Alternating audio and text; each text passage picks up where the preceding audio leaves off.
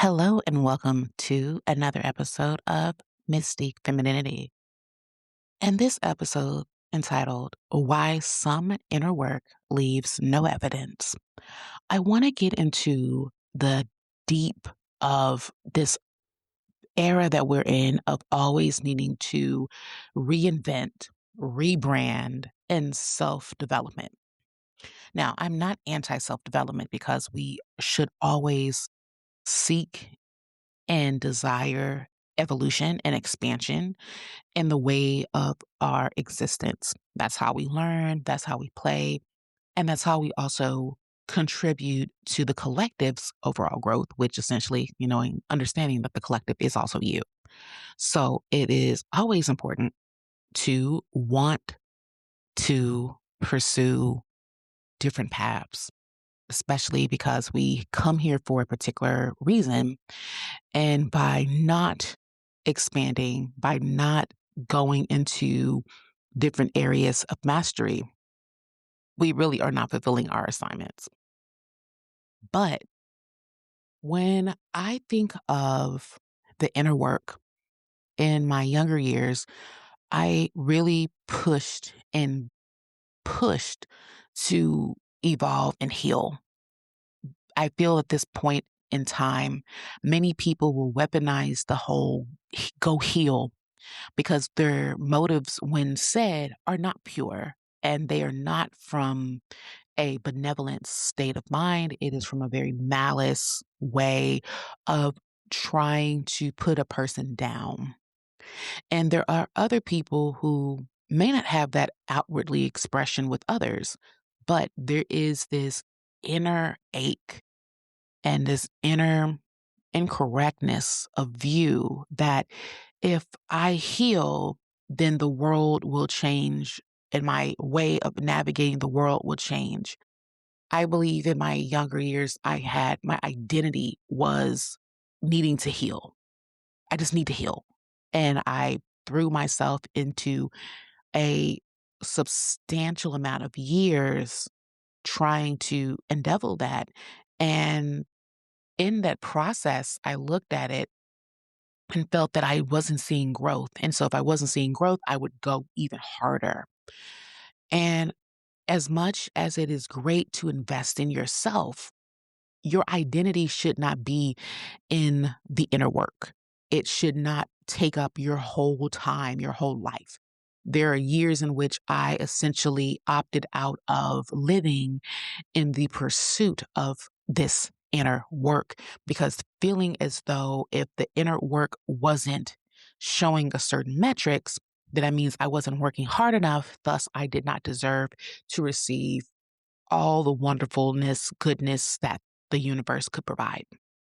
And so there's so many years I look back with much grief and compassion that I can extend to my younger self for having that worldview, but also understanding the systemic nature of such views.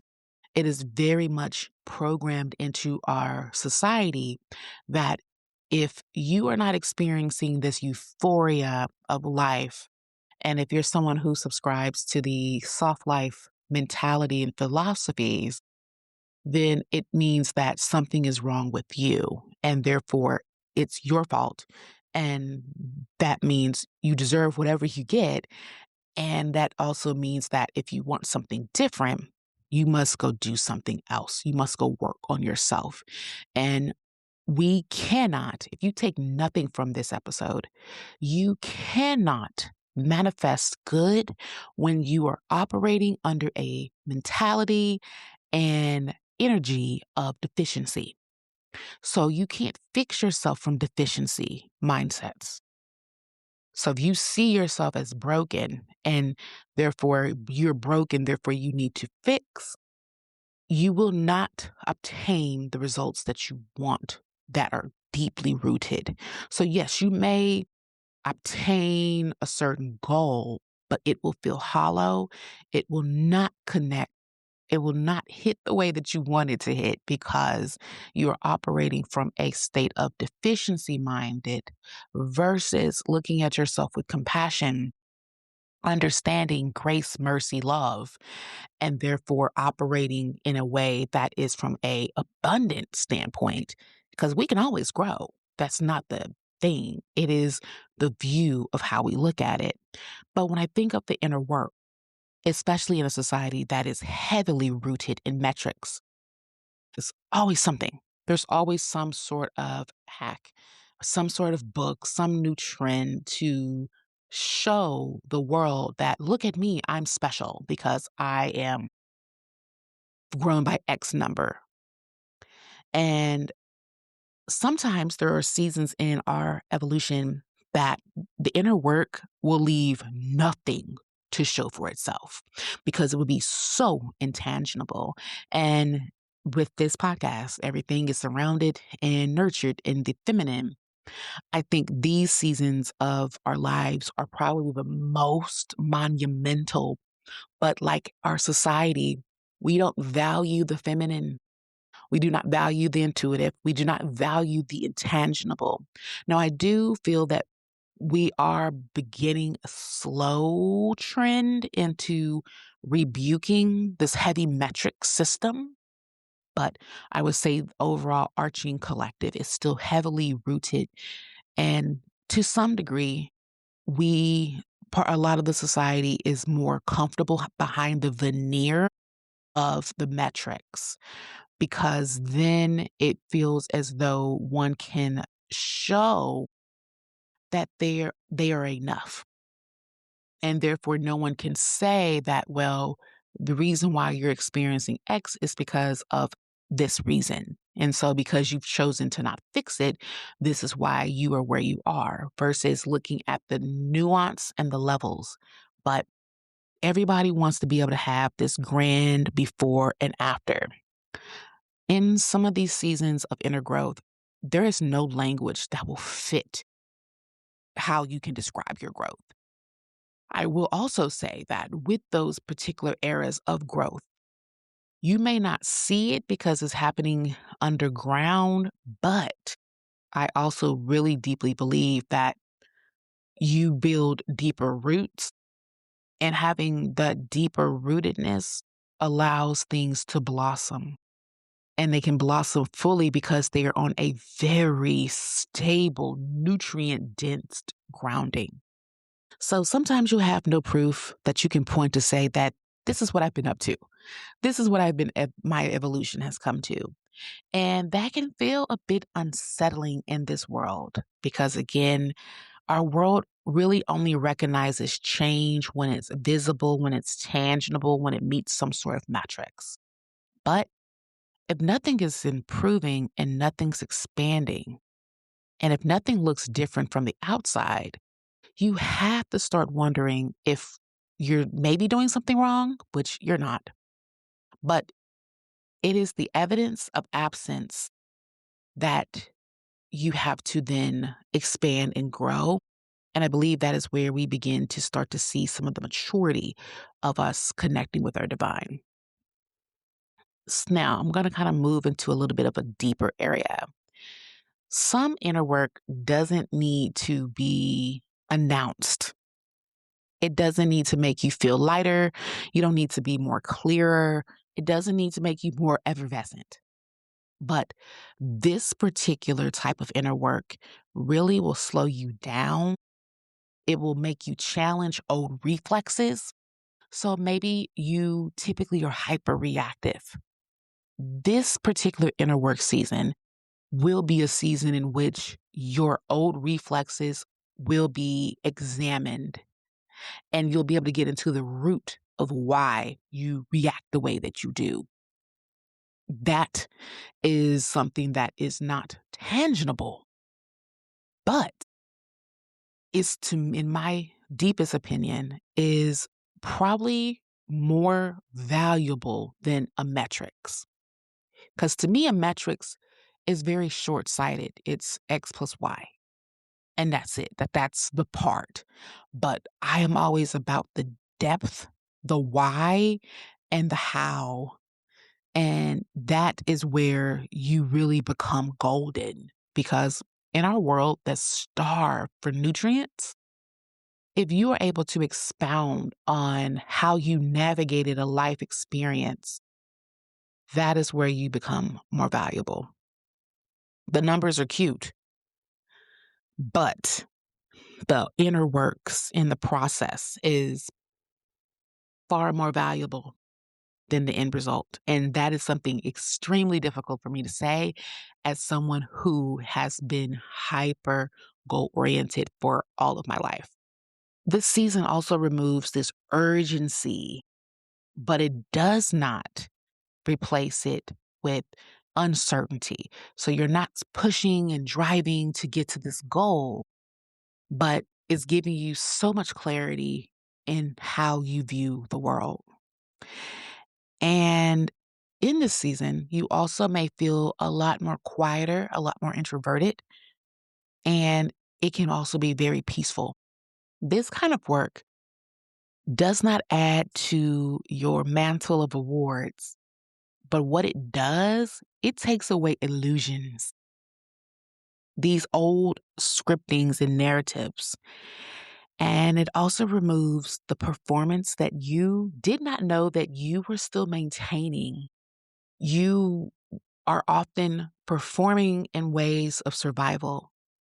And in order to really refine yourself and really have that deep rooted growth that you want, not just a shiny, look at me, I lost X amount of pounds, but the deep of why certain things happen when stress hits, that is where you become so much more wealthy. And it also helps your intuition to recognize this season immediately, even when your mind will try to disqualify what you're going through. Our minds have been trained to operate under metrics and operate under the tangible. Our society, again, is always heavily in the linear and the masculine. We do not collectively, even if we feel that we are in touch with our feminine, there are still elements that are so deeply baked within our psyches and how we operate because that is how programming works. It's to be very embedded, very innocuous. So we value the masculine even when we, on a surface conscious level, believe that we are hyper in the feminine, just the way that we may operate, the way that we may react to different things that come our way, we operate very masculine. And we need both. We need to be able to have both the masculine and the feminine. But I feel in our day and age, we are very weak within our feminine. We have a disdain for our feminine and we do not value or appreciate it. We want to control it by putting a metrics on it. And therefore we can disqualify it because it doesn't have a number. So let's just say, for instance, more on a surface level item, you are wanting to lose 30 pounds. Well, there's a process that you have to go through in order to do that. And it takes a bit of work to create first acknowledge the routines that you've had that got you there. Then taking those items and then creating a new path of routines to get you into a new area. And then even more is the consistency, the patience, and the ability to keep showing up day after day after day.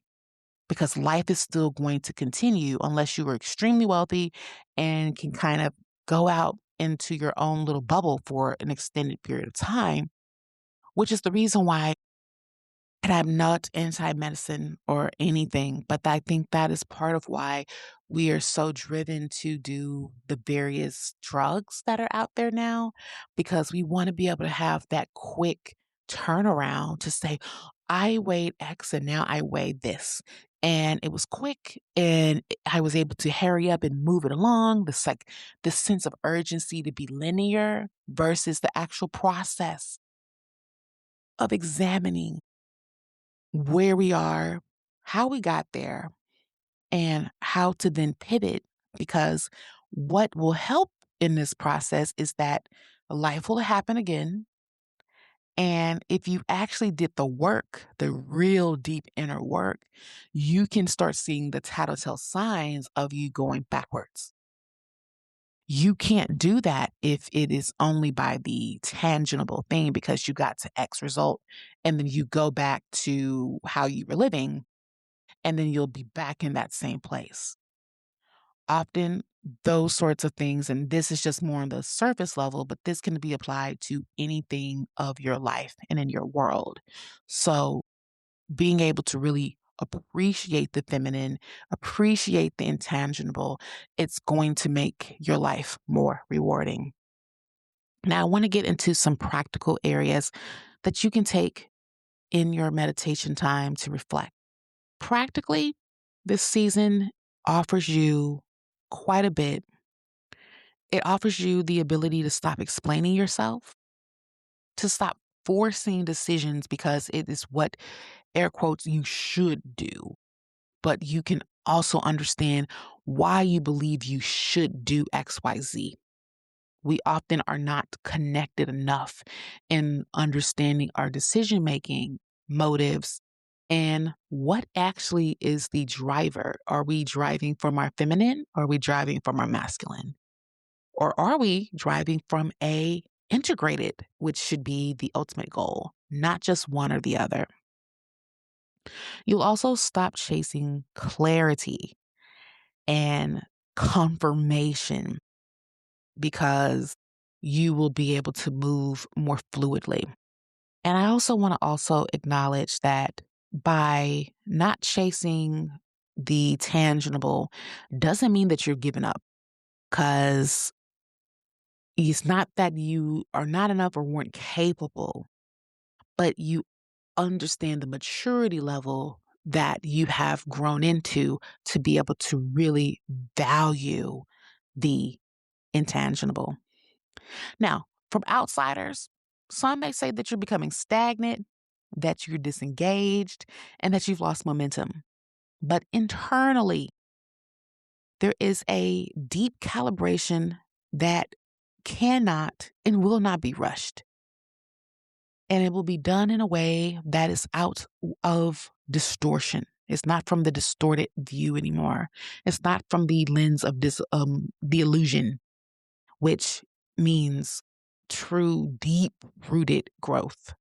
That again, in this season, you will not be able to put a number on. It will be something that you can't even put a price on because it is so rich.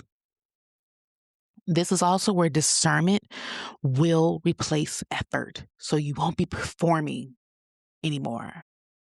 And this also becomes a time where restraint becomes an act of choice, where doing less is not actually avoiding it, but is to help you with your accuracy. Sometimes we really value effort, but that effort actually is just procrastination from the deep inner work that must be done and the experience that you must have to gain that. There are no hacks to gain true mastery of your inner world. You have to actually navigate it. Feel the things, allow them to flow, take the knowledge, and move. There will not be anything for you to be able to post on social media. And I know that for some people, that is difficult because we like to have those likes and, oh my God, you look so amazing, or look at you. We enjoy that. It feeds and strokes our ego. But in this era of your inner work that does not show potential evidence, this is where you really have the illusion of your ego will go away. They will not be able to coexist. And that's beautiful. And that is really a gift. Now, to hit some reflection questions, again, take this as some deep things to really munch on while you're meditating. And these are things that you won't be able to answer quickly, but you'll need to sit with for a while. Where are you demanding proof from a season that isn't meant to produce it? Where in your life right now, if you are in the season of the intangible, where of this process are you demanding to see evidence? And I would also go and further and say, why are you seeking this evidence? Next question. What are you calling nothing's happening simply because it can't be measured or explained? This one is a bit difficult because you really have to look at yourself deeply and see why you feel that nothing's happening. I'm doing all this work and it's nothing's happening. What is that thing that you are looking for to be measured, to be quantified? And then ask yourself why. And then who would you disappoint if you stop trying to make this phase of your life look more productive?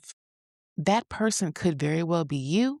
It could be other people that you're surrounded by, but really ask yourself that because that will be a deep root for you to pluck out in order to move fluidly. And then a bonus, what truth are you protecting by not moving? Sometimes our push for the tangible is coming from us protecting a certain identity, something that we really hold deeply, because maybe your life has been that of big wins, big acknowledgments, big accomplishments. And by those accomplishments, that is where you derived your identity from. And then you hit this season where people are expecting things from me. People are expecting me to go and create a business or become a doctor or whatever it is that's in your life. But you, by continuing to move in a way that is contrary or not moving forward with the inner work, you have to really unpack what are you protecting. And that can be very difficult. As I wrap this up, some inner work does not transform you outwardly. It reorganizes your interior so that when you move, it makes it much more cleaner, much more honest, and unforced. If you're in a season where there's no evidence to offer, no results to justify why you are being still, that does not mean that you are behind. It may mean that you're listening more closely than you ever have. And that kind of work rarely asks to be witnessed. It just wants to be honored. It wants you to sit with it and devote yourself to it. And just know that this is a season. So seasons change, and there will be seasons in which you would have a lot of wins. But I will say that the wins that you get after that season are very much directly influenced by the seasons of the intangible. Because those seasons of intangible tilled the soil in which you were able to then manifest those seasons of the tangible, of the accomplishments that are outwardly to be seen, the beautiful, loving relationships, the new jobs, the businesses, the aesthetics, the creative endeavors, the work of art that you produce. It took the inner work, the deep inner work, the kind that is not showy. It is definitely not for the gram or TikTok or any of that. It is the boring, the monotonous, the mundane. Those seasons are where you actually become the true winner. If this episode resonated with you at any level, I would highly recommend and highly encourage you to leave a comment and rate this podcast depending on what platform you're listening to. And also share this with a friend that you believe would benefit from this message. And until next time, make sure you're living your best life.